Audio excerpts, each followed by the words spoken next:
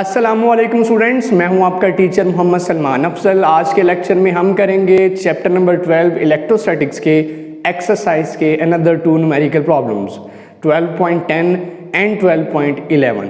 तो बच्चों, जो बच्चे इस चैनल पे न्यू हैं वो जल्दी से इस चैनल को कर लें सब्सक्राइब और साथ लगी बेल की घंटी को ज़रूर प्रेस करें ताकि हमारी हर रोज़ आने वाली लेटेस्ट वीडियो आपको मिल सके। तो न्यूमेरिकल प्रॉब्लम की स्टेटमेंट मैं टेक्स्ट बुक से रीड करता हूं, तो आप अपनी स्क्रीन पे देखिए, आपको स्टेटमेंट नज़र आएगी। तो चलिए शुरू करते हैं numerical problem 12.10। Using zero reference point at infinity determine the amount by which a point charge of 4.0 into 10 की power -8 coulomb alters the electric potential at a point 1.2 meter away when charge is positive, charge is negative। इस numerical की statement को पहले समझिए, diagram से समझाता हूँ। Situation ये है कि अगर कहता मान लीजिए जो ज़ीरो इलेक्ट्रिक पोटेंशियल है वो इन्फिनिटी पे है, रेफरेंस पॉइंट या तो ज़मीन होती है जहां हम इलेक्ट्रिक पोटेंशियल ज़ीरो समझते हैं, या फिर इन्फिनिटी होती है जहां हम कह देते हैं कि इलेक्ट्रिक पोटेंशियल उस जगह पे ज़ीरो है। तो कहता है इन्फिनिटी पे इलेक्ट्रिक पोटेंशियल ज़ीरो है। Determine the amount by which a point charge, एक चार्ज है जो कि पहले उसने पॉजिटिव कहा फिर उसने नेगेटिव कहा, फर्स्ट चार्ज है तो इसकी जो इलेक्ट्रिक पोटेंशियल है वो इन्फिनिटी पे क्या है, ज़ीरो है। लेकिन कहता है इसका जो चार्ज है उसकी वैल्यू जिसे हम Q के साथ जाहिर करते हैं वो वैल्यू है 4.0 into 10 की पावर -8 कूलम। तो कुछ फासले पे, इससे तकरीबन कितने फासले पे, एट 1.2 मीटर्स अवे, 1.2 मीटर दूर क्या करिए, ये D = R है, डिस्टेंस है, हमने इलेक्ट्रिक पोटेंशियल का टॉपिक पढ़ा हुआ है। 1.2 मीटर अवे, अगर एक चार्ज ये पॉजिटिव हो तब भी 1.2 मीटर अवे, अगर ये चार्ज नेगेटिव हो तब भी 1.2 मीटर अवे। इलेक्ट्रिक पोटेंशियल की वैल्यू कितनी आल्टर होगी, कितनी चेंज होगी, कितनी कम या ज़्यादा होगी। ऑफ कोर्स इलेक्ट्रिक पोटेंशियल जैसे जैसे हम इससे अवे जाते जाएंगे उसकी वैल्यू चेंज होती जाएगी, वो हमें 1.2 मीटर अवे इस चार्ज से मालूम करनी है। पहले फर्ज करना है चार्ज पॉजिटिव, फिर फर्ज करना है चार्ज नेगेटिव, तो दोनों के लिए करना है। तो गिवन डेटा लिखिए, जो इन्फॉर्मेशन मुझे इस न्यूमेरिकल के अंदर गिवन है वो क्या है, चार्ज की वैल्यू कूलम्स के अंदर 4.0 into 10 की पावर -8 कूलम, और दूसरी चीज़ है डिस्टेंस जहाँ पे हमने इलेक्ट्रिक पोटेंशियल फाइंड करना है। जबकि उसने कहा रेफरेंस पॉइंट मतलब जहाँ पे इलेक्ट्रिक पोटेंशियल ज़ीरो है वो है इन्फिनिटी। इलेक्ट्रिक पोटेंशियल जो आपने रेफरेंस लेना है, electric potential at reference point, वो क्या होता है, ज़ीरो रेफरेंस पॉइंट। और रेफरेंस पॉइंट हम जानते हैं, रेफरेंस पॉइंट क्या हमने लिया है, इन्फिनिटी। वो अर्थ के ऊपर भी ले सकते थे लेकिन उन्हें इन्फिनिटी कहा है। मैसिव फासले पे इलेक्ट्रिक पोटेंशियल ज़ीरो है, तो जस्ट 1.2 मीटर के फासले पे इलेक्ट्रिक पोटेंशियल की वैल्यू फाइंड कीजिए। तो बच्चों, हमें मालूम करना है electric potential when charge is positive, charge positive के लिए भी मालूम करना है, और इलेक्ट्रिक पोटेंशियल मालूम करना है जब चार्ज नेगेटिव होगा, V पॉजिटिव और V नेगेटिव। सबस्क्रिप्ट में आप लिखेंगे। फार्मूला इलेक्ट्रिक पोटेंशियल का हम कैलकुलेट कर चुके हैं, मालूम हमने किया था, 1/4 पाई एप्सिलॉन नॉट Q/R। ये हमारे पास इलेक्ट्रिक पोटेंशियल का फार्मूला था जो चार्ज से किसी भी डिस्टेंस पे फाइंड आउट हो सकता है। इसी को यूज़ करते हुए हम पॉजिटिव पोटेंशियल भी पॉजिटिव चार्ज की वजह से और नेगेटिव पोटेंशियल नेगेटिव चार्ज की वजह से फाइंड आउट करेंगे। तो देखिए, मैग्नीट्यूड तो पॉजिटिव ही होती है लेकिन इलेक्ट्रिक पोटेंशियल पॉजिटिव का पॉजिटिव, नेगेटिव का नेगेटिव आएगा। तो देखिए, अगर मैं सोल्यूशन की तरफ बढ़ूँ तो मैं सबसे पहले क्या फाइंड करूँगा, A मालूम करूँगा, V पॉजिटिव ये मालूम करने जा रहा हूँ। तो V पॉजिटिव के लिए फार्मूला होगा 1/4 पाई एप्सिलॉन नॉट Q/R। यहाँ मैं चार्ज की कीमत पॉजिटिव मानूंगा। जब चार्ज मैंने मान लिया कि पॉजिटिव है तो कीमत पॉजिटिव पुट होगी by putting values, by putting values in equation 1। लिखिए वैल्यूज़, तो क्या बनेगा, इसकी वैल्यू हम जानते हैं 9 into 10 की पावर 9।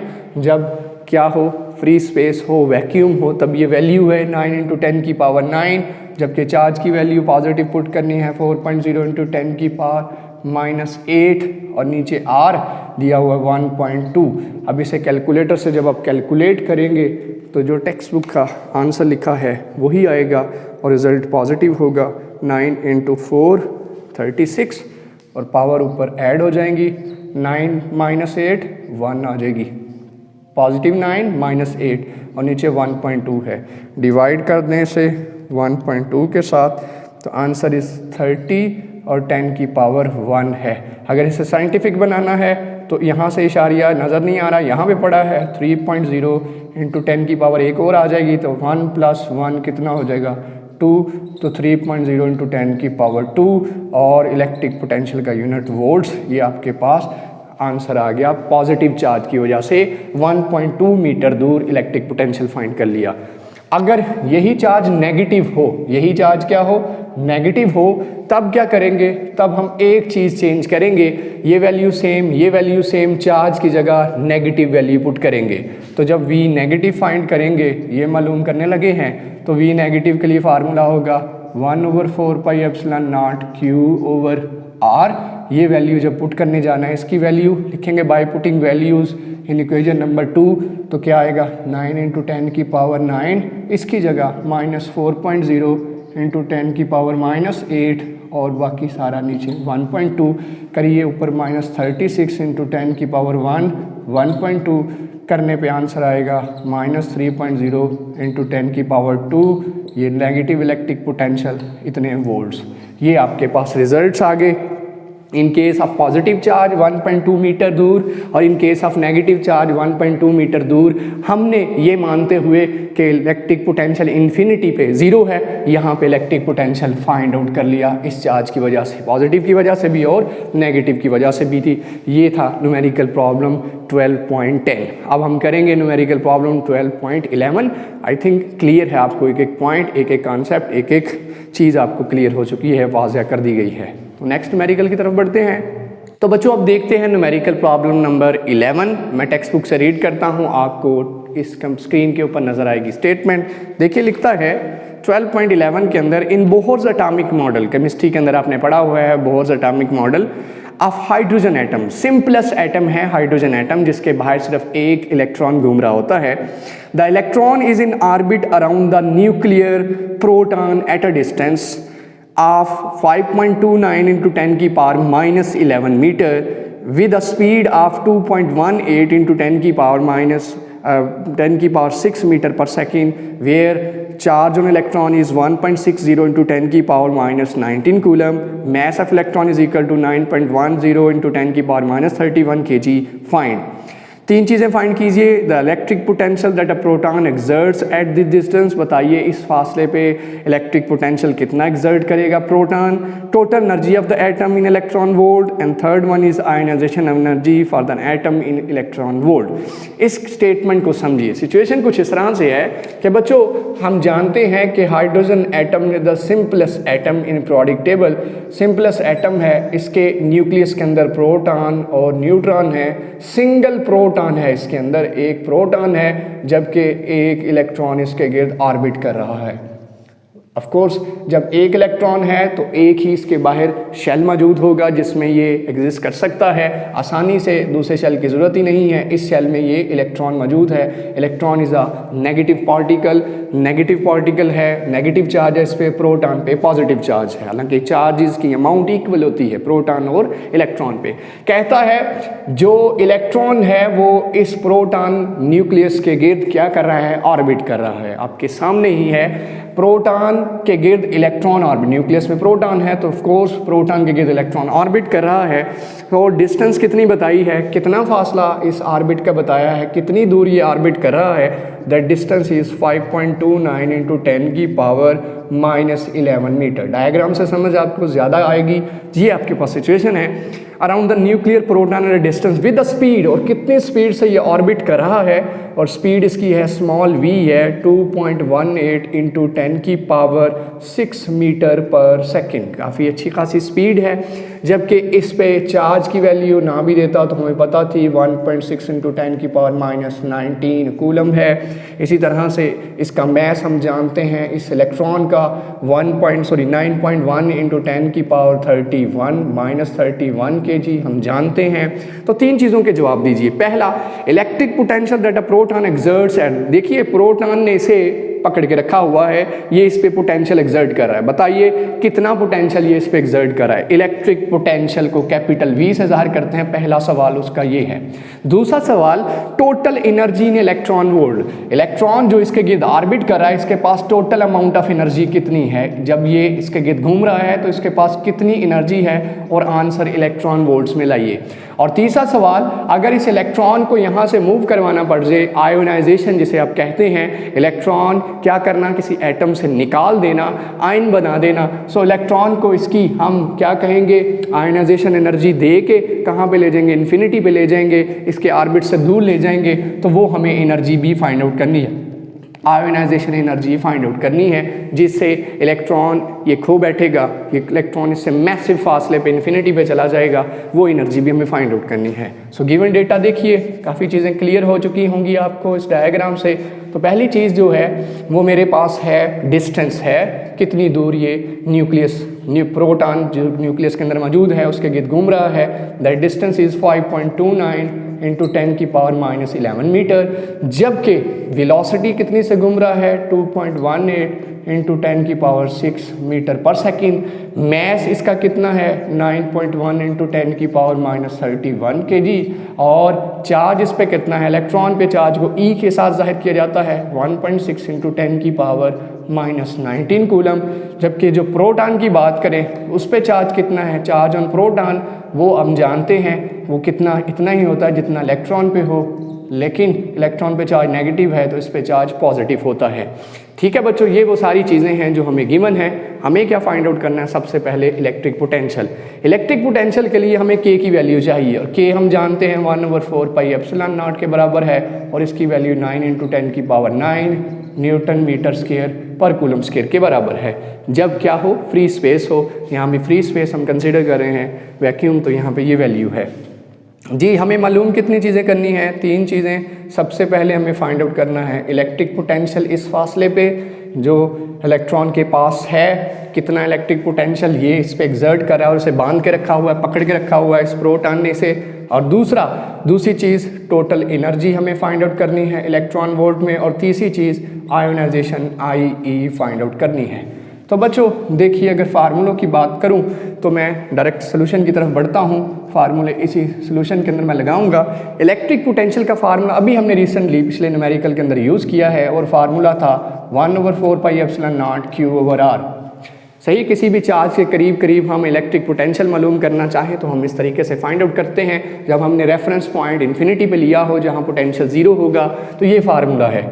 चलिए इसमें डेटा पुट करते हैं बाय पुटिंग वैल्यूज़। सारी वैल्यूज़ हमारे पास हैं, इलेक्ट्रॉन के लिए कर रहे हैं, तो ये इसकी वैल्यू ये देखिए 9 इंटू 10 की पावर 9, ये आपके पास चार्ज की वैल्यू आ जाएगी 1.6 इंटू 10 की पावर -19, और R उसने खुद दिया है, दैट इज़ 5.29 इंटू 10 की पावर -11। ये आपके पास डेटा गिवन है। कैलकुलेटर लीजिए और मल्टीप्लिकेशन इसकी कीजिए ऊपर वाले फैक्टर्स को, तो क्या आएगा 9 into 1.6, result is 14.4। Powers add हो जाएंगी, 9 और -19 -10, और नीचे 5.29 इंटू 10 की पावर -11।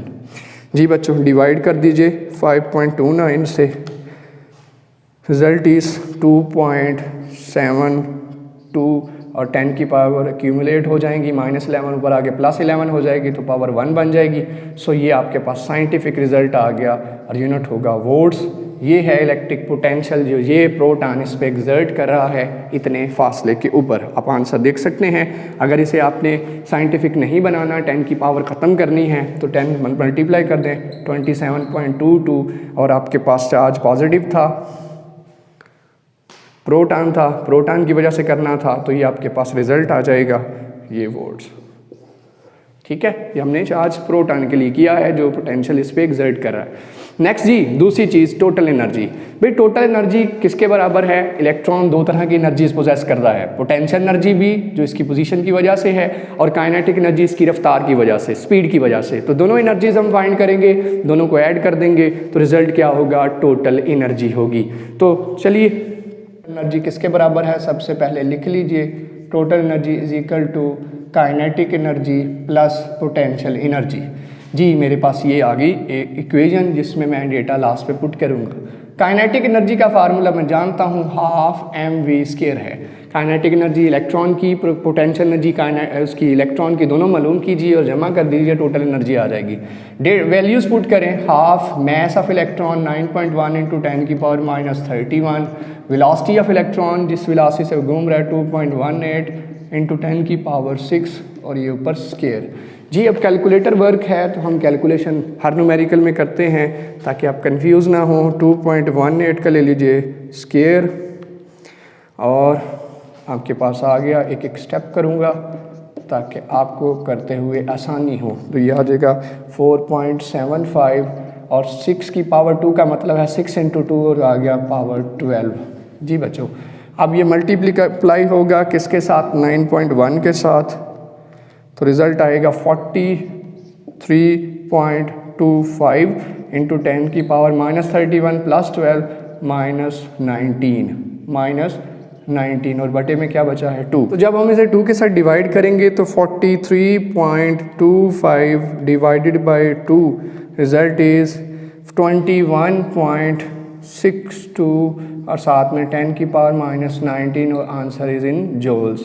लेकिन बच्चों उसने कहा है एनर्जी जो भी फाइंड करनी है वो इलेक्ट्रॉन वोल्ट्स में करनी है। तो इलेक्ट्रॉन वोल्ट्स के अंदर कैसे कन्वर्ट करेंगे, हम जानते हैं कि 1 इलेक्ट्रॉन वोल्ट किसके बराबर है, 1.6 × 10⁻⁻19 जूल के। तो अगर कहीं पे 1 जूल लिखा है तो वो किसके बराबर होगा, ये सारा फैक्टर इस तरफ आके डिवाइड कर जाएगा।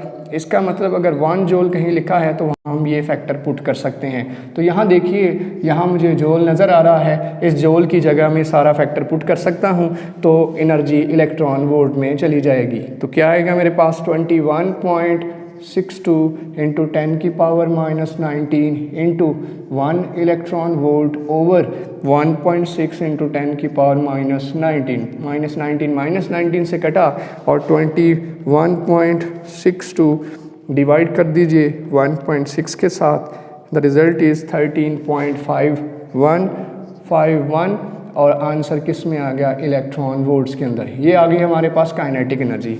अब हमें फाइंड आउट करनी है पोटेंशियल एनर्जी। और बच्चों हमने पोटेंशियल एनर्जी इलेक्ट्रिक पोटेंशियल के टॉपिक में मालूम करना सीखी है। और जब चार्ज इलेक्ट्रॉन हो तो क्या आएगी हमारे पास, -q × v, charge multiplied by electric potential, तो पोटेंशियल एनर्जी बन जाती है। अब ये चार्ज इलेक्ट्रॉन है, ई के साथ रिप्लेस कर दें। हमें ई की कीमत पुट नहीं करनी, जस्ट वी की जो हमने फाइंड आउट की है वो पुट करिए ताकि आंसर इलेक्ट्रॉन वोल्ट में आ जाए। तो ई वैसे का वैसा, जबकि वी की जगह 27.22 वोल्ट्स, तो आंसर आ गया -27.22 इलेक्ट्रॉन वोल्ट्स। ये आ गई potential energy in electron volts. तो टोटल एनर्जी किसके बराबर होगी, इन दोनों को सम अप कर दें। Kinetic energy is equal to 13.51 electron volt minus potential energy is equal to 27.22 electron volts और माइनस करिए तो क्या रिजल्ट आएगा 27.22 एंड रिज़ल्ट इज़ 13.71 और नेगेटिव साइन की कीमत बड़ी है माइनस इलेक्ट्रॉन वोल्ट। ये आपके पास टोटल एनर्जी आ गई जो इलेक्ट्रॉन पोजेस करता है जिससे वो आर्बिट कर रहा है किसके गिर्द, उसके प्रोटॉन के गिर्द। तो वैल्यू थोड़ी फ्लक्चुएट हो सकती है, अगर बुक के अंदर 6 लिखा है तो आप 6 भी लिख सकते हैं, लेकिन एग्जैक्ट वैल्यू ये आ रही है आपके पास। अच्छा बच्चों, अब अगर हम करें थर्ड वाली चीज़ find out, that is ionisation energy. तो आयनाइजेशन एनर्जी कैसे फाइंड आउट होगी? देखिए, आयनाइजेशन एनर्जी एक ऐसी एनर्जी है जो हम इलेक्ट्रॉन को देंगे ताकि वो इन्फिनिटी वाले ऑर्बिट में शेल में चला जाए, जहाँ वो प्रोटॉन के उससे उस पोटेंशियल से निकल जाए, उसकी अट्रैक्शन से निकल जाए। तो इसका मतलब हम कैसे फाइंड आउट करेंगे? फैक्टर फाइंड आउट करते हैं, आयनाइजेशन एनर्जी फाइंड आउट करते हैं। आयनाइजेशन एनर्जी कैसे आएगी?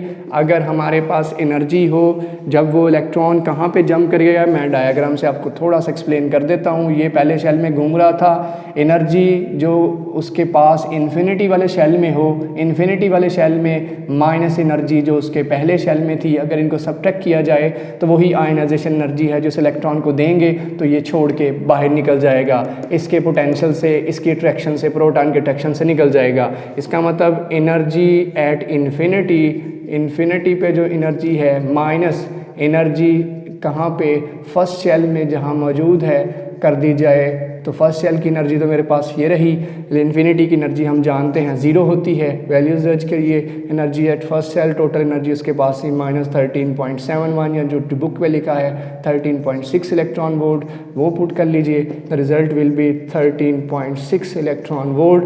अगर उस इलेक्ट्रॉन को इतनी एनर्जी दी जाए तो फर्स्ट शेल से वो कहाँ जा सकता है, इन्फिनिटी वाले शेल में। इन्फिनिटी वाला वो शेल है जहाँ वो इलेक्ट्रिक पोटेंशियल से आज़ाद है, वो आयनाइज हो चुका है एटम, इलेक्ट्रॉन खो बैठा है, इलेक्ट्रॉन जंप कर गया है यहाँ से इस शेल से कहाँ पे, इन्फिनिटी वाले शेल में। तो ये था न्यूमेरिकल प्रॉब्लम 12.11। बच्चों देखिए ईच एंड एवरी स्टेप हमने एक्सप्लेन किया, जिसमें 3 चीज़ें हमने फाइंड आउट की। पहली पोटेंशियल जो हमें मालूम करना था इस फासले पे इलेक्ट्रॉन का, फिर हमने पहली चीज़ हमने पोटेंशियल फाइंड आउट करना था प्रोटॉन का जो वो एक्सर्ट कर रहा है इलेक्ट्रॉन के ऊपर, फिर टोटल एनर्जी फाइंड आउट करनी थी जिससे वो इलेक्ट्रॉन घूम रहा है, और तीसरी चीज़ आयनाइजेशन एनर्जी कितनी देंगे कि इलेक्ट्रॉन उस एटम को, हाइड्रोजन एटम को छोड़ के निकल जाए, तो वो भी हमने फाइंड आउट कर ली। तो इसी के साथ बच्चों मैं आपसे इजाज़त चाहूँगा। उम्मीद करता हूँ आपको लेक्चर पसंद आया होगा। वीडियो को देखिए, लाइक कीजिए, शेयर कीजिए और चैनल को सब्सक्राइब करना मत भूलिए। इसी के साथ इजाज़त चाहता हूँ। अल्लाह हाफिज़।